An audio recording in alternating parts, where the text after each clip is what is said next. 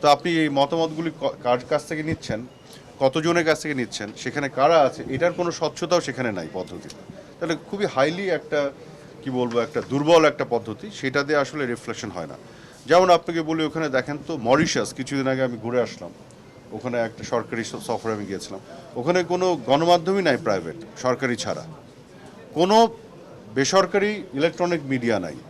তো মরিশাসের র্যাঙ্কিংটা দেখেন তো, বাংলাদেশের উপরে না নিচে। ভুটান, সেখানে আমি গিয়েছিলাম, ভুটানের রাজার দাওয়াতে, আপনারা জানেন ওখানে 2টা না 3টা চ্যানেল আছে, সব সরকারি। সেইখানের রিপোর্টটা দেখেন তো, সেখানে বাংলাদেশে 48টা আমাদের ইলেকট্রনিক মিডিয়া আছে, and Bhuri Bhuri print media আছে, অনলাইনের তো সীমা পরিসীমা নেই। তো গত 15 বছরে 10 গুণ বেড়েছে আমাদের গণমাধ্যমের পরিসর এবং পরিধি।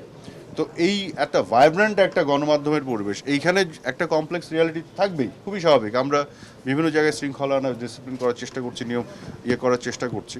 তো সেটা কিন্তু অ্যাপ্রিসিয়েট করতে হবে। সেখানে আপনি কমপ্লেক্স রিয়ালিটিগুলোকে ধরে তার মানে এমনভাবে আপনি র্যাঙ্কিং করছেন যেটা আসলে সত্য যে পরিবেশের আসল চিত্রটা তুলে ধরতে পারছে না।